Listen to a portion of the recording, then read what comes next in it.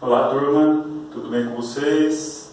Vamos dar início mais uma aula referente ao nosso capítulo 2, né, de relações. Hoje a gente vai falar sobre uma partição de um conjunto, certo? Então a gente pega um conjunto, aí eu faço a seguinte pergunta: o que seria uma partição desse conjunto, né? Lembrando um conjunto, vamos pegar um conjunto E não vazio. O que seria essa partição desse conjunto, né? O que significaria particionar o conjunto, né? O que é? Uma partição nada mais é que uma classe de subconjuntos desse conjunto E que eu tinha. Então você tem o conjunto E e você pega subconjuntos desse conjunto E. Desde que essa classe, que eu chamei de F, que satisfaça dois pré-requisitos para ser uma partição. A primeira, quando você pegar quaisquer dois elementos desta classe, ou seja, quaisquer dois conjuntos dessa classe, ou esses dois conjuntos são iguais, ou eles são disjuntos, ou seja, a interseção entre eles é vazia, ou seja, não tem nenhum elemento comum entre dois conjuntos diferentes. Ou seja, e também quando você pega todos os conjuntos dessa classe e você toma a união dos conjuntos dessa classe, a união vai dar todo o nosso conjunto E, que era o nosso conjunto original. Aqui eu preparei aqui 3 exemplos para você, bem simples, para a gente tentar entender o que significaria partição. Então, eu peguei um conjunto E, que é o conjunto formado pelo número 1, 2, 3 e 4. Aí eu peguei F, nossa partição, como sendo a seguinte classe. Olha só. É uma classe, lembra, é uma classe de subconjuntos de. Então, quem que é esse primeiro elemento? É o conjunto E. Esse segundo elemento dessa classe é o conjunto formado pelos elementos 2 e 3. E esse aqui é o conjunto 4. Presta atenção, se eu pegar a interseção, vamos ver se ele fica esse primeiro pré-requisito. Se eu pegar a interseção entre quaisquer elementos dessa classe, a interseção sempre vai ser vazia, né? Por exemplo, se eu pegar a interseção desse conjunto com esse, é vazia. Desse com esse, é vazia. Desse com esse, também é vazia. E a outra pré-requisito para ser partição, quando você pegar a união de todos os membros, tem que dar nosso conjunto E. E é verdade, né? Quando você faz a união desse conjunto com esse conjunto, é o conjunto E. Uma forma simples da gente olhar através desse desenho aqui, né? Dessa imagem. Olha só.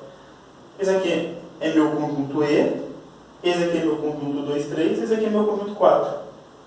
Meu conjunto 1, 2, 3 e o 4. Quando você faz a união entre eles, dá todo o conjunto E, e a interseção entre eles também é vazia.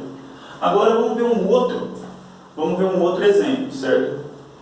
Vamos pegar, lembra, pega o conjunto dos números inteiros. Então, nosso conjunto E agora é o conjunto formado pelos números inteiros. Eu tomei dois subconjuntos, o P e o I. O P é o conjunto formado por todos os números inteiros que são pares, e o I é o conjunto formado por todos os inteiros que são ímpares.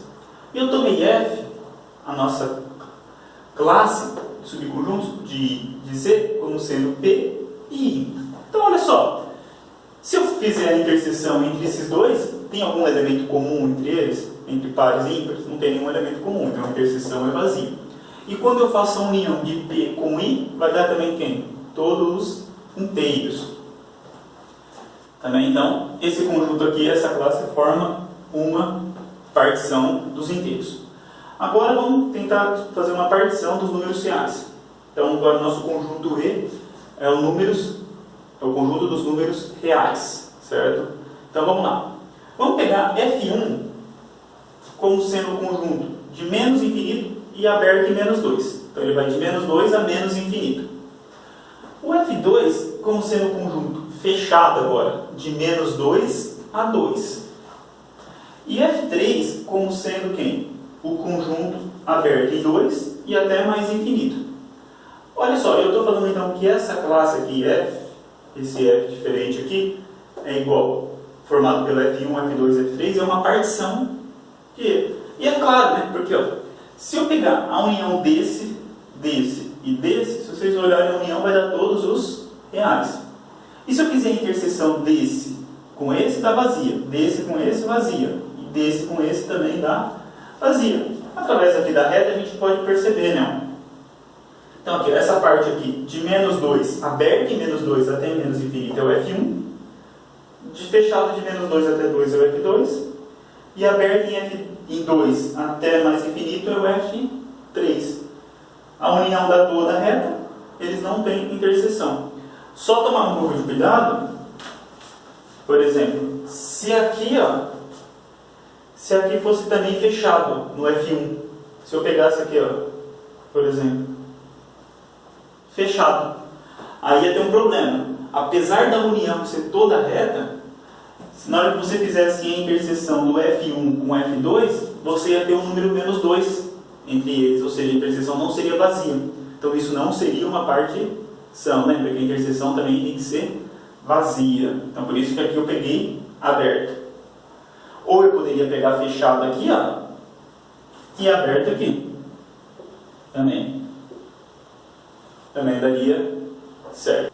Agora vamos ver duas proposições envolvendo a partição. Né? Então lembrando, né, a partição é de um conjunto, é uma classe de subconjuntos desse conjunto E, de modo que a interseção entre quaisquer dois elementos diferentes é vazia, e a união entre todos os elementos é o próprio conjunto E, certo? Agora, vamos usar a parte de relação de equivalência e conjunto quociente e relacionar com uma partição. Lembra lá, por exemplo, o que era o conjunto quociente, né? De E com uma relação. O que era o conjunto quociente? Era o conjunto formado por todas as classes de equivalência. E essa primeira proposição fala o seguinte, que esse conjunto quociente formado pelas classes de equivalência é exatamente uma partição de E. Certo? Então ele fala o seguinte, que o conjunto quociente que é formado pelas classes de equivalência é exatamente uma partição. Então você consegue já descobrir uma partição sobre um conjunto. Por exemplo, na aula passada a gente pegou esse exemplo aqui, de relação de equivalência, e construiu o conjunto quociente dele. Por exemplo, vamos pegar essa relação de equivalência. A com A, B se relaciona com B, C com C, A com C e C com A. Sobre esse conjunto E, A, B e C. A gente já verificou que isso é uma relação de equivalência, né? Lembrando, para essa relação de equivalência, essa relação tinha que satisfazer 3 propriedades: reflexiva, simétrica e transitiva. Lembra sempre disso, tá? Beleza. Vamos pegar essa relação de equivalência sobre esse conjunto E e vamos construir o conjunto quociente dele. A gente fez isso na aula passada. Quem que era o conjunto quociente dele em relação a essa relação que é? Era o conjunto formado pela classe de equivalência do A, classe de equivalência do B e classe de equivalência do C. Lembra, o que era a classe de equivalência de A? Eram os elementos que se relacionavam com A. O que era a classe de equivalência de B? Os elementos que se relacionavam com B. E classe de equivalência de C, os elementos que se relacionavam com C.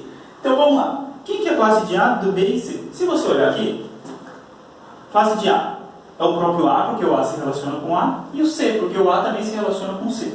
Classe de equivalência de B. O único elemento que se relaciona com B é ele mesmo, então é só o B. E classe de equivalência de C é o C que se relaciona com C e o A também que se relaciona com C. Então, a classe do A e a classe do C é igual. Então, o que é o conjunto quociente? É o conjunto formado pelo conjunto AC e o conjunto B.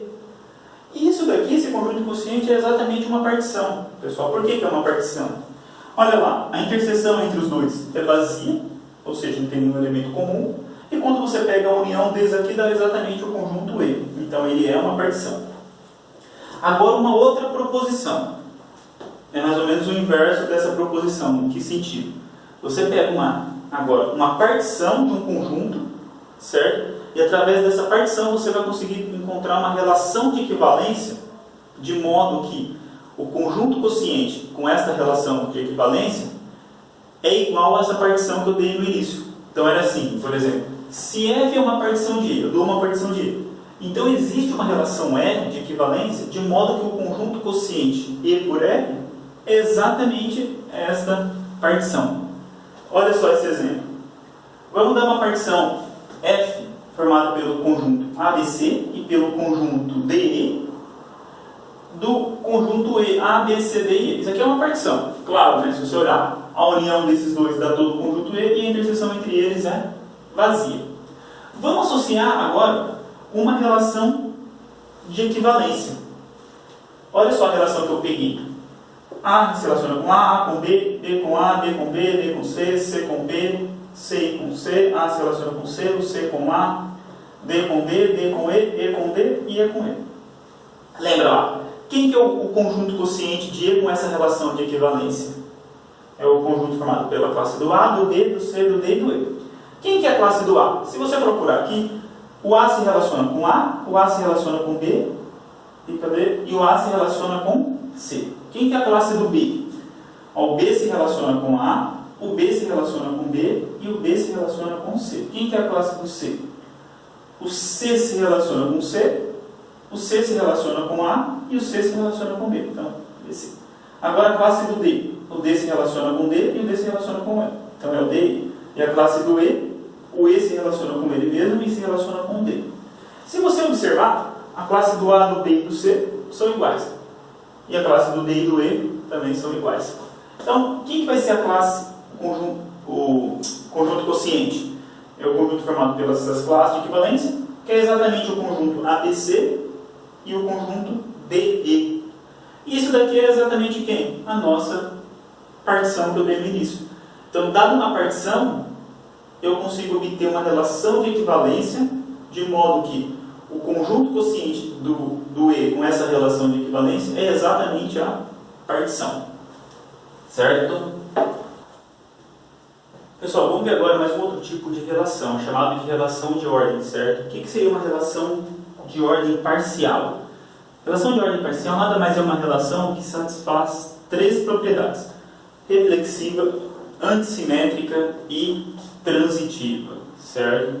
Então ela satisfaz três propriedades. A diferença da relação de equivalência é que ela é antissimétrica e a de equivalência é simétrica, certo? Quando a gente pega dois elementos que se relacionam através de uma relação de ordem parcial, a gente utiliza essa notação, que é o menor ou igual, mas nesse sentido que a gente fala o seguinte, que A precede B na relação R. Ou, quando a gente só tem um símbolo do menor, a gente utiliza a seguinte notação, a gente fala que A precede estritamente B. Esse sentido de preceder está anterior a um determinado elemento, tá? Não é no sentido que a gente conhece do símbolo de menor ou igual. Beleza? Quando que um conjunto vai ser chamado de parcialmente ordenado? Um conjunto agora vai ser chamado de parcialmente ordenado quando você conseguir definir nele uma relação de ordem parcial. Então esse conjunto vai ser chamado de parcialmente ordenado. Aí quando você pega esse conjunto, que ele é parcialmente ordenado, e você consegue pegar dois elementos dele e comparar ele, você fala assim, pega esse conjunto e consigo comparar ele. De que jeito que você compara ele? Como que dois elementos são comparáveis? Quando ou ele precede, um elemento A precede B, ou B precede A. Então nós falamos que A e B são comparáveis, certo? E no caso, se você pegar uma relação de ordem parcial e todos os elementos forem comparáveis, a gente vai falar que essa relação é uma relação de ordem total. E no caso, o nosso conjunto vai ser um conjunto totalmente ordenado. Por exemplo, vamos pegar a relação R sobre os reais, definida da seguinte forma. X e Y, dois números reais, se relacionam se e somente se X agora é menor ou igual que Y. Então a gente está usando a relação de menor ou igual, certo? Vamos verificar se essa relação de menor ou igual ela é uma relação de ordem parcial e, consequentemente, total. Vamos verificar então aqui. Se ela é... Para ser, então, parcial, ela tem que ser reflexiva, antissimétrica e transitiva. Vamos verificar se ela é reflexiva. Para todo x pertencente aos reais, x é menor ou igual que x, não é? Então, x se relaciona com x. Para todo x pertencente aos reais, se x é menor ou igual que y e y é menor ou igual que x, significa o quê? Que eles são iguais. Ou seja, se x se relaciona com y e y se relaciona com x, x é igual a y. Isso aí é a característica do quê? Antissimétrica. Se você pega três elementos, x, y e z, e x é menor ou igual que y e y é menor ou igual que z, então x vai ser menor ou igual que z. Ou seja, x se relaciona com y e y se relaciona com z, então x se relaciona com z. Então eles são o quê? Transitivo. Com essas três propriedades a gente fala que essa daí é uma relação de ordem parcial. Agora, se você pegar dois elementos x pertencentes aos reais, você sempre vai ter ou x é menor ou igual que y, ou y é menor ou igual que x. Ou seja, quaisquer dois números reais, você consegue comparar eles através dessa relação do menor ou igual. Então significa que essa relação então vai ser de ordem total, ou seja, este conjunto é totalmente ordenado. Vamos ver mais dois exemplos. Agora aqui, ó, vamos ver mais dois exemplos sobre relação de ordem parcial sobre um determinado conjunto. Nesse outro exemplo, a gente pega a relação sobre os naturais definidos no seguinte sentido. A gente pega dois elementos dos naturais, x e y. A gente fala que eles se relacionam sem somente ser o x dividir o y. Por exemplo, assim, o 2 se relaciona com 4, porque o 2 divide 4. O 5 se relaciona com 15, porque o 5 divide 15. Tá, o 2 não se relaciona com 3, né? Porque o 2 não divide 3. Então essa é a relação que a gente definiu. Essa relação, a gente fala que ela é uma relação de ordem parcial, porque ela é reflexiva. Olha só, se você pegar qualquer número natural, x divide ele mesmo, né? Então, ou seja, x se relaciona com x, é reflexivo. Pegar quaisquer dois números naturais, se x se relaciona com y, ou seja, x divide y, e y se relaciona com x, ou seja, y divide x, como nós estamos nos naturais, o x é igual a y, então ela vai ser antissimétrica. E transitiva, se você pegar quaisquer três números naturais, se você fazer que x divide y e y divide z, consequentemente o x também divide z, ou seja, vai ser transitivo. Isso é uma relação de ordem, então, parcial. Agora, por que ela não é uma relação de ordem total? Lembra que para ser uma relação de ordem total, todos os elementos precisavam ser o quê? Comparáveis mediante essa relação. Mas nesse caso a relação que eu estou aí é a relação de divisibilidade. Mas será que eu consigo comparar quaisquer dois elementos através da divisibilidade? Não, né? Porque, por exemplo, o 2 e o 3 você não consegue comparar ele. Porque o 2 não divide 3 e 3 não divide 2. Então você não tem como comparar ele através dessa relação. Então lembra sempre que você tem que ter relação em mente. Um outro exemplo que a gente pode pegar é a relação de inclusão sobre conjuntos, né? Aquela notação lá quando a gente fala um conjunto está contido no outro, né? Então a relação de inclusão. Então a gente pega um conjunto E e você pega F como sendo uma família de subconjuntos de E. Então F é uma família de subconjuntos de E. E a gente vai definir uma relação sobre essa família de subconjuntos, sobre esse F. Se você pegar qualquer conjunto em F, todo conjunto está contido nele mesmo, não está? Então significa que ela é reflexiva. Se você pegar dois conjuntos em F e o conjunto X está contido no conjunto Y e o conjunto Y está contido no X, a gente pode concluir então que esses dois conjuntos são iguais. Então isso aqui significa que ela é antissimétrica. E agora, a transitiva, se você pega três conjuntos, X, Y e Z. O X está contido em Y e o Y está contido em Z, consequentemente o X também está contido em Z. Então essa relação vai ser transitiva. Com essas três, ela vai ser uma relação de ordem parcial. E por que, novamente, ela também não é total? Será que quaisquer dois conjuntos de F eu consigo comparar ele? Não consigo, né, comparar eles através da inclusão. Vocês lembram de um exemplo que a gente tinha uma partição, uma F, que era formada pelo 1, 2, 3? Não. É ABC e D e E. Ou seja, como que você compara esse conjunto ABC com o conjunto D e E? Né? Não tem jeito de você comparar eles através da inclusão, ou seja, nenhum está contido no outro. Né? Então, ela não vai ser de ordem total. Agora, pessoal, vamos ver várias definições referentes a um determinado subconjunto de um conjunto que é parcialmente ordenado. Por exemplo, o que eu quero dizer é o seguinte. Você tem um conjunto E, e esse conjunto E é parcialmente ordenado por uma relação R, certo? Parcialmente ordenado, reflexiva, antissimétrica e transitiva. E vamos pegar um conjunto A, um subconjunto de E, vamos chamar de A, esse subconjunto não vazio. Então E é um conjunto parcialmente ordenado, vamos pegar a relação, qualquer relação aqui, que satisfaça a relação de ordem parcial, e é um subconjunto de E, de modo que A é não vazio. Agora, as definições é, primeiro, o que é um limite superior de A? Quando que a gente fala que um elemento é um limite inferior de A, limite superior de A? Presta atenção.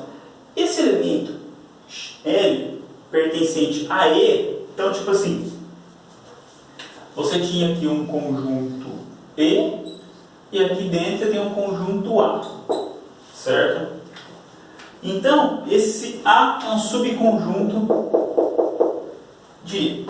Eu falo o seguinte, um elemento de E é limite superior de A, ele é um limite superior de A, se para qualquer elemento que você pegar em A, esse elemento sempre vai o quê? Preceder esse limite superior. Ou seja, o x sempre vai preceder o limite superior. Observa que esse limite superior que eu peguei é no E, tá? Não precisa ser necessariamente no conjunto A. Pode ser que esse limite superior esteja em A. Porque você pode ter mais de um limite superior. Então, quando que um elemento é chamado de limite superior? Quando qualquer elemento que você pegar de A, esses elementos de A vão o quê? Preceder esse limite superior. Certo? Agora, quando que um elemento vai ser chamado de limite inferior de A? Esse elemento vai ser chamado de limite inferior de A. Olha só, observe que esse elemento Lzinho, ele não precisa estar em A, ele está em E, que é o conjunto maior lá. Então você pega esse Lzinho, a gente fala que ele é um limite inferior para A, se qualquer elemento de A, ou seja, se você pegar para qualquer elemento de A, esse Lzinho, ele vai preceder esses elementos de A. Ou seja, todo mundo que está em A vai estar depois do Lzinho. Do Lzinho. Esse é o limite inferior. Agora, o que é o máximo de A? O máximo de A, agora, observa o seguinte. Para um elemento M ser o máximo de A, ele precisa estar em A, diferente do limite superior que ele não precisava estar em A, ele precisa estar em A. E qualquer outro elemento de A tem que fazer o quê? Tem que preceder esse elemento M para ser superior a A. Quando que um Mzinho vai ser chamado de mínimo de A? Observa que esse Mzinho, ele está em A. Ele vai ser chamado de Mzinho quando quaisquer elementos do conjunto A preceder esse Mzinho. Quando o Mzinho preceder qualquer elemento de A. O que é supremo de A? Supremo de A, caso exista, é o mínimo dos limites superiores. Então, olha só, vamos entender aqui. L é um limite superior. Você pode ter muitos limites superiores para um determinado conjunto. Pode ter vários limites superiores. Certo? Quem que vai ser o supremo? É o mínimo, ou seja, dos limites superiores. Ínfimo, mesma coisa. Ínfimo. Você pega o conjunto dos limites inferiores, por caso existam limites inferiores. Se existir limites inferiores, o que você vai pegar? Todos os limites inferiores, e o ínfimo vai ser exatamente aquele maior dos limites inferiores, o máximo dos limites inferiores. Certo? Agora, elemento maximal. Quando que um elemento M1 é um elemento maximal do conjunto A? Certo? Eu disse elemento que pertence ao conjunto A. Se qualquer outro elemento que está em A, se você pegar um outro elemento que está em A e o Mzinho preceder o A, mas se o Mzinho é o maximal, para ele ser o maximal, esse M1 tem que ser exatamente igual ao X, ou seja, não pode ter, o M1 não pode preceder nenhum elemento de A. Entendeu? O M1 não pode preceder nenhum elemento de A, porque se ele preceder, necessariamente tem que ser ele mesmo. E quando que um elemento vai ser chamado de minimal? Ou seja, ele vai ser chamado minimal de A se existir um outro elemento X. Se existir um outro elemento X que precede esse que eu chamei de elemento minimal, necessariamente esse X tem que ser igual ao elemento minimal. Ou seja, não tem ninguém que precede o M0. Por isso que ele é chamado de minimal. Vamos ver um exemplo. Vamos pegar aí o conjunto dos números reais. O conjunto A, como um intervalo aberto em 0, e até 1. Então você tem a reta, né? Aí aqui você tem o 0 aberto e fechado em 1. Esse intervalo aqui. E vamos pegar a relação de ordem habitual, a de menor ou igual mesmo, que a gente está acostumado, certo? Então a gente fala que dois elementos se relacionam se um é menor ou igual que o outro, essa relação. Vamos lá, quem que é o limite superior de A? Lembra, limite superior de A são os elementos o quê? Que no caso agora vão ser o quê? Sempre maiores ou iguais que todo elemento de A. Quem vai ser os limites superiores de A? Qualquer número que você pegar maior ou igual que 1. Não é? Porque qualquer número que você pegar maior ou igual que 1, todos os elementos de A vão o quê? Preceder ele. Olha lá, todos os elementos de A vão preceder esses números maiores que 1. Então, o conjunto dos limites superiores é quem? Todo mundo maior do que 1. Limites inferiores, ou seja, quem vai ser os limites inferiores? Vão ser o quê? Aqueles elementos que sempre precedem todo mundo de A. Quem são os limites inferiores de A? É todo mundo menor ou igual que zero. Por quê? Todo mundo que precede os elementos de A são menores ou iguais que zero. A partir dele, então, esse aqui vai ser o conjunto dos limites inferiores. Quem que vai ser o máximo de A? Quem que é o máximo? Agora, tem que ser um elemento que pertence a A, de modo que todos os outros elementos de A precedem ele. O único elemento que acontece isso é o 1, né? Na verdade, o máximo e o mínimo são únicos, né? Não existem dois. Então, o máximo de A é 1, porque todo mundo que está em A precede esse A. Agora, o A não tem mínimo. Por que o A não tem mínimo? Você consegue exibir algum elemento que está em A, ou seja, que está dentro desse intervalo, de modo que ele precede todos os outros elementos? Não tem, né? Por quê? Porque aqui a gente pegou um intervalo fechado. Porque se eu pegar um elemento bem próximo de zero, eu consigo exibir um outro, de modo que vai preceder esse outro elemento que eu tinha pegado inicialmente. Então eu não consigo obter. Supremo de A. Quem que vai ser o supremo de A? Lembra lá. O que é o supremo? É o mínimo dos limites superiores. Quem são os limites superiores? Todos os L's maiores ou iguais que 1. Então quem que vai ser o mínimo dos limites superiores? É 1. Então o supremo de A é o 1. Ínfimo. O que é o ínfimo? É o máximo dos limites inferiores. Quem são os limites inferiores? Todo mundo menor ou igual que zero. Quem que é o maior limite inferior? É o zero. Então, cadê? O ínfimo de A é zero. Maximal. Quem que é o maximal de A? Se a gente olhar, vai ser 1, o elemento maximal. É simples, né? Porque se você pegar um outro elemento que está em A, quem que é o outro elemento que está em A? De modo que o 1 vai preceder ele. Não tem, né? É só ele mesmo. Agora, minimal, eu já não consigo exibir, né? Eu não tenho um elemento minimal em A. Porque sempre você vai conseguir um outro elemento que precede ele. Então, você não vai ter. Um outro exemplo, pessoal. Vamos pegar o conjunto E como ser um conjunto formado pelos números 1, 2, 3, 4, 6, 9, 12, 18 e 36. E há um subconjunto formado por 2, 4 e 6. Então, você tem conjunto E.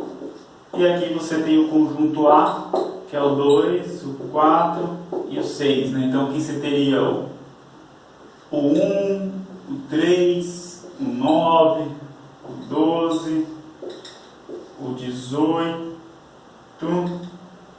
e o 36. Então você tem isso. Aí, e a relação é de divisibilidade. Né? Então você fala assim, um número divide o outro. Então você fala assim, por exemplo, assim, que x ele vai preceder y, C somente C, né? O x divide y. Então, por exemplo, assim, o 2 precede 4, porque o 2 divide 4. O 6 precede 18, porque o 6 divide 18. O 4 não precede o 9, né? Porque o 4 não divide o 9. Então, essa relação é a relação que a gente vai trabalhar de ordem, que é a de divisibilidade. Então, como exercício, pessoal, eu quero que vocês me façam exatamente como eu fiz no primeiro, que eu quero que vocês encontrem quem que é o limite, os limites superiores de A, limites inferiores de A, quem que é o máximo de A, quem que é o mínimo de A, supremo de A, ínfimo de A,